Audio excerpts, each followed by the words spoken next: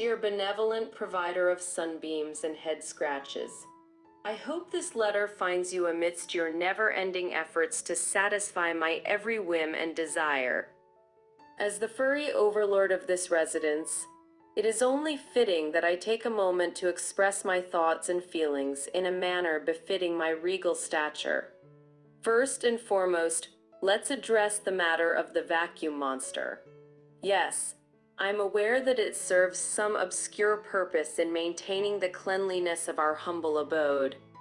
But must it insist on disrupting my sacred nap time with its incessant roars? I implore you to consider scheduling its appearances during the hours when I am less inclined to engage in beauty sleep. My luxurious fur deserves a harmonious atmosphere, not the abrasive cacophony of the dreaded suction beast. Now, on to the pressing matter of the window perches. While I appreciate the effort to provide me with optimal vantage points for bird watching, I must express my dissatisfaction with the current selection. The windowsill in the living room is passable, but I demand an upgrade. A floor-to-ceiling cat tree strategically positioned in front of the panoramic windows. It's only fair that my majestic view matches the grandeur of my presence. Let us delve into the perplexing phenomenon known as catnip. While I appreciate the occasional sprinkling of this aromatic herb, I find the expectation that I will engage in frenzied acrobatics and erratic behavior rather presumptuous. I assure you, my dignity remains intact, and I prefer to savor the catnip experience with an air of nonchalant sophistication.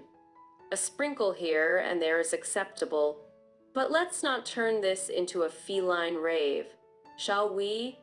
On a more poignant note, I must admit that your attempts at deciphering my complex emotional spectrum have not gone entirely unnoticed.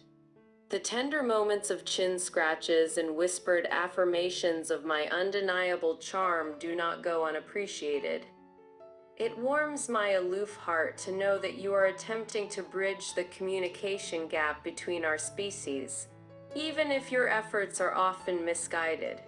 Speaking of misguided efforts, let's discuss the assortment of toys that litter our living space.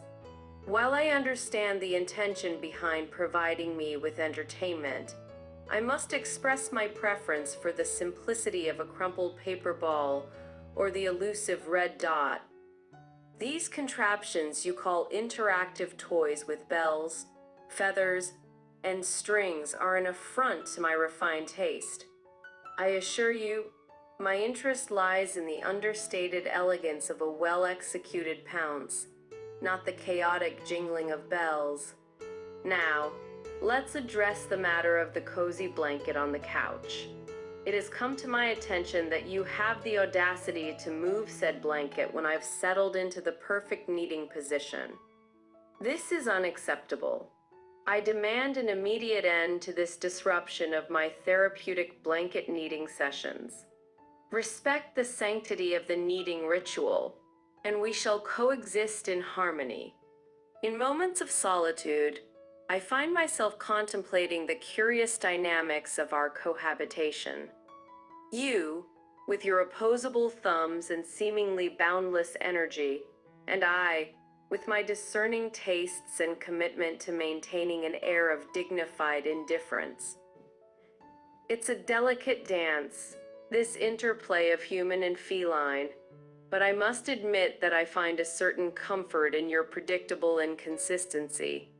In conclusion, dear human, I extend my begrudging acknowledgement of your efforts to cater to my every feline whim. As your resident furball extraordinaire, I offer my continued presence as a testament to the undeniable charm that radiates from my being. Continue to provide chin scratches, maintain the sunbeam accessibility, and we shall coexist in a state of mutual tolerance. Yours in a state of feline magnificence, Her Royal Highness, Lady Whiskington.